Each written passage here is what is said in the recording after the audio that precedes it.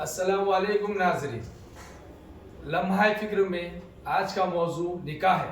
अल निकाह मिन सुन्नती, हमारे आक़ाए दो जहाँ सल्लल्लाहु अलैहि वसल्लम की सुन्नत है। हमारे नबी ने हुक्म दिया निकाह आसान करो।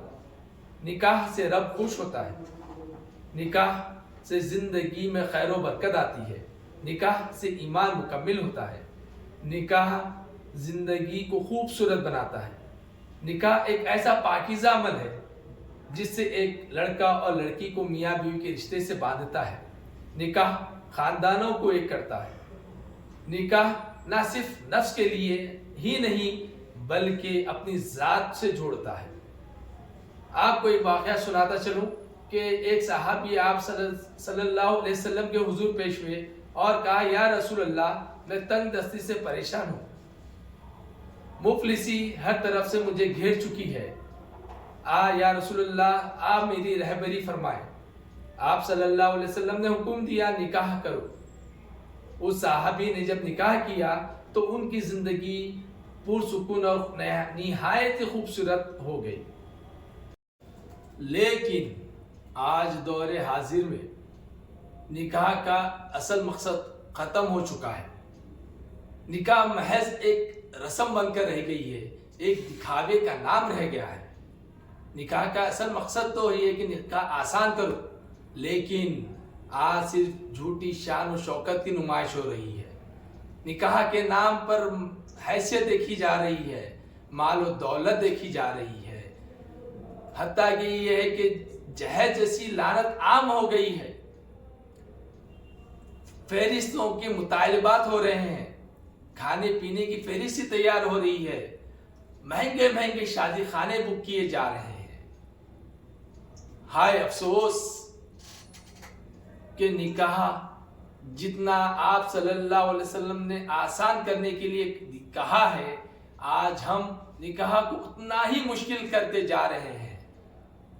याद रखो, जिस निकाह की बुनियाद दीन के एतबार से ना हो तो उस निकाह में खैर व बरकत कहाँ रहेगी? कहाँ दो खानदानों में जुड़ाव रहेगा? कहाँ मियाँ बीवी में मोहब्बत रहेगी? कहाँ वो एक दूसरे की जात से जुड़े हुए होंगे? क्योंकि निकाह तो सिर्फ जहेज के लिए की गई है, हैसियत देकर की गई है, माल और दौलत देकर की गई है।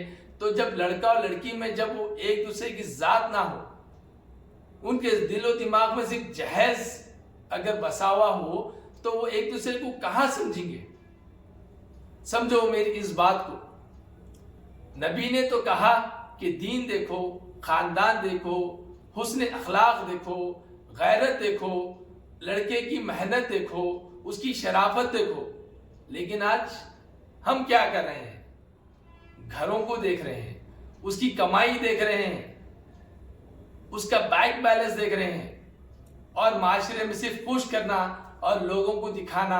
बस हमारे जहन में निकाह के लिए सिर्फ यही ख्यालात आ रहे हैं। तो सोचो मेरे भाई, निकाह की कामयाबी कहाँ होगी? क्योंकि हम तो दीन के एतबार से वो निकाह कर ही नहीं रहे। बिलखुसूस मैं लड़कों को कहूंगा कि तुम किस नबी के उम्मती है? वो नबी के उम्मती है जो मूसा अलैहिस्सलाम ने कहा था, काश मैं नबी ना होता बल्कि आप सल्लल्लाहु अलैहि वसल्लम का उम्मती होता। वो नबी जिसको अफजलुल अंबिया कहा गया था, हम उस नबी के उम्मती हैं। उस नबी ने कहा कि निकाह में जबरदस्ती ना हो, निकाह की कबूलियत जो है वो दिल से हो। उस नबी ने कहा था कि महर अदा करो। उस नबी ने कहा सादगी अख्तियार करो। वो नबी ने कहा कि खुतबा निकाह पढ़ो। वो नबी ने कहा कि अगर तुम अपनी हैसियत के हिसाब से दावत दो तो मकसद सिर्फ ये रहे कि मेहमानों की दुआ ले। लेकिन आज क्या हो रहा है? तुम लड़की के हसब नसब को देख रहे हो। लड़की गोरी है, काली है, चिट्टी है देख रहे हो, गिड्डी है, लंबी है देख रहे हो। लड़की पसंद आने के बावजूद आप फिर जहेज का मुतालबा कर रहे हो। होना तो चाहिए कि आप जब निकाह कर रहे हैं तो लड़की की जात पहले हो, उसके खानदान की जात पहले हो, लेकिन आप ला रहे हो जहेज। جہیز کے مطالبات بھی ایسے کہ اپنی اوقات سے زیادہ مانگ رہے ہو، لڑکی کے والدین کو مجبور کر رہے ہو کہ وہ رقم جو ہے ادھار لے، حتیٰ کہ سود پہ لینے پہ مجبور ہو جا رہے ہیں، پھر بھی ہماری ہرس جو ہے ختم نہیں ہو رہی۔ ہونا تو یہ چاہیے کہ ہم نے جو اصول بتائے ہیں رشتے تلاش کرنے کے اور نکاح کے، ان اصولوں پر چلے، لیکن ہم وہ اصول بھول چکے ہیں۔ پھر آپ ہی بتائیے کہ نبی نے فرمایا کہ میاں بیوی ایک دوسرے کا لباس ہے، بیوی جسم کی ایک پھسلی کا حصہ ہے، ہم اپنے وجود پہ کیسا ظلم کر سکتے ہیں جہیز کے مطالبات کر کے؟ بیوی تو سکھ دکھ کی ساتھی ہے، اچھے برے دور میں ساتھ دینے والی چیز کا نام بیوی ہے، وہ ہماری اولادوں کو سنوارتی ہے، پھر ہم کیسا خود پہ ظلم کر سکتے ہیں؟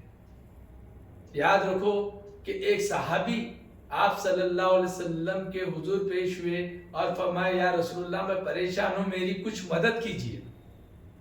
آپ صلی اللہ علیہ وسلم جو خیر الامت کے نبی ہیں، اس نبی نے اس صحابی کو مدد نہیں کی، بلکہ یہ کہا کہ تمہارے پاس اگر کچھ ہو تو وہ لے کر آئے۔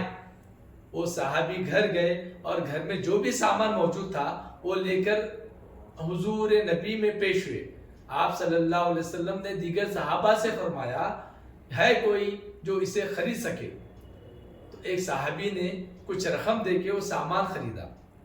آپ صلی اللہ علیہ وسلم نے حکم دیا کہ اسے کلہاڑی خرید کر لاؤ۔ اس صحابی بازار گئے اور کلہاڑی خرید کر لے کر آیا۔ آپ صلی اللہ علیہ وسلم نے تلقین کی کہ جاؤ جنگل میں جا کر لکڑیاں کاٹو اور اس کو فروخت کرو، اور اس سے جو رقم آئے اس رقم کو تم کچھ محفوظ کر کے کچھ رقم کو اپنے اہل و عیال پر خرچہ کریں۔ کچھ دنوں کے بعد جب وہ صحابی محنتی ہو گئے تو اس صحابی کے گھر میں مال و دولت کی انبار لگ گئی۔ سوچو، جو نبی ہمیشہ امتی کو دیا کرتے تھے، صحابہ کرام اور اولیاء کرام بھی ہمیشہ امتی کو دینے کی تلقین کی، اور ہم اس نبی کے امتی ہوتے ہوئے کس طریقے سے ہم جہیز مانگ سکتے ہیں، کس طریقے سے ہم مطالبات کر سکتے ہیں؟ ہونا تو یہ چاہیے کہ ہم جن کے گھر میں بھی رشتہ کریں یا نکاح کریں ان کو ہم رحمت بنیں، ان کو ہم آسانی فراہم کریں۔ یہ کیسی سوچ ہمارے قوم میں پیدا ہو گئی ہے؟ کیا رب ہماری نیتوں کو نہیں جانتا؟ ہماری نیت اعمال بعد میں جاتے ہیں، پہلے رب کے حضور ہماری نیت پہنچتی ہے۔ یاد رکھو، آپ کی اس خواب غفلت میں ہم کئی گناہ کئی بدوا بھی لے رہے ہیں۔ ہمارے خاندانوں میں، ہمارے بستیوں میں کئی لڑکیاں ایسے موجود ہیں جو نکاح کے لیے ترس رہی ہیں، وہ رشتوں کا انتظار کر رہی ہیں، اور آپ جہیز جیسے معاملات کو عام کر رہے ہیں، بینڈ باجے کے ساتھ آپ گزر رہے ہیں، تو سوچو ان کے دلوں پہ کیا گزرتی ہوگی، کتنی تکلیف ان کو پہنچتی ہوگی۔ نکاح تو دعا لینے کا نام ہے، لیکن کہیں نہ کہیں وہ لڑکیاں بھی تو شاید بدوا دیتی ہوں گی کہ ان لوگوں کی وجہ سے ہمارے گھروں میں رشتہ آنا مشکل ہو گیا ہے۔ ہم کس نبی کی امت ہیں؟ سوچو۔ ایک واقعہ ذہن نشین کر لو۔ ایک یہودی گزر رہا تھا، اس نے راستے پر پتھر دیکھا، ارد گرد کے لوگوں سے پوچھا کیا یہاں کوئی مسلمان نہیں ہے؟ تو اس شخص نے پوچھا آپ یہ کیوں پوچھ رہے ہو؟ تو اس یہودی نے کہا دراصل ان کے نبی کا حکم ہے کہ جس راستے پہ پتھر نظر آئے تو پتھر کو ہٹا دو تاکہ گزرنے والے راہگیر کو تکلیف نہ ہو۔ تو یہ مسلمان عمل بخوبی کرتا ہے، اور میں نے یہاں پر پتھر دکھنے کی وجہ سے میں نے یہ سوال کیا۔ تو سوچو آپ، ہم اس نبی کے امتی ہیں اور ہم اطراف کے ہمارے لوگوں پہ جہیز کے نام پر تکلیف پہنچا رہے ہیں۔ ہمارے بینڈ باجے کی طرف سے کئی لوگوں کو تکلیف پہنچ رہی ہے، کئی لوگ ہارٹ پیشنٹ ہیں، کئی لوگ ضعیف ہیں جن کو نیند آرام سے نہیں آتی، اور ہم بینڈ باجے کی چکر میں کئی لوگوں کو تکلیف پہنچاتے ہوئے جا رہے ہیں۔ کیا ہم اس نبی کے امتی کہلانے کا حق رکھتے ہیں؟ میرا دل बेहद गमगीन होता है जब मैं अखबारात हो या सोशल मीडिया हो उस पर कई ऐसे वाक़या देखता हूँ कि लोग शादी में बेहद पैसा खर्च करते हैं और खिलाते हैं, पिलाने का एहतमाम करते हैं। और कई दफ़ा तो ऐसा है कि कारों के मुतालबात भी पूरे होते हैं, लेकिन अफसोस यही होता है कि कई दफ़ा ऐसा होता है कि बाद दफ़ा कि कार के मॉडल्स जैसा कि मर्सिडीज है और कोई साल्टो दे दिया तो उसके बावजूद भी रिश्ते ख़त्म कर दे रहे हैं, बारातें पलट के चले जा रही हैं। ये सोचिए भाई, मैं आपको एक लम्हा फिक्र देना चाह रहा हूँ कि अगर हमें चाहिए कि लड़का लड़की का रिश्ता अगर कामयाब हो और रिश्तों में मोहब्बत और खुलूस रहे, तो याद रखिए कि दुनिया की जब इब्तिदा हुई थी तो आदम अलैहिस्सलाम माँ हवा अलैहिस्सलाम की निकाह से हुई थी, ना कि जहेज से हुई थी। तो हमें भी चाहिए कि अगर हमारी नस्लों को आगे अच्छे तालीमात देना है, नस्लों को नेक और अच्छी राह पर गुजारना है, तो जहेज को ख़त्म करना होगा। आइए आपको एक लम्हा फिक्र दूंगा कि अगर ज़िंदगी में कामयाबी चाहते हो, रिश्तों में कामयाबी चाहते हो, निकाह में कामयाबी चाहते हो, तो उसूल शरीयत आप सल्लल्लाहु अलैहि वसल्लम के जो हुकूम थे कि जो उसूल बताए गए, निकाह आसान करो, निकाह को नगद रकम के साथ करने की कोशिश करो, तो इसी में कामयाबी है। आओ कामयाबी की तरफ हमें चलना है, हमारे आने वाले नस्लों को बताना है कि जहेज की लानत से बचो और उसूल दीन पर चलना। पैगाम को आम कीजिए, शेयर कीजिए और हर जगह पहुंचाइए। शुक्रिया।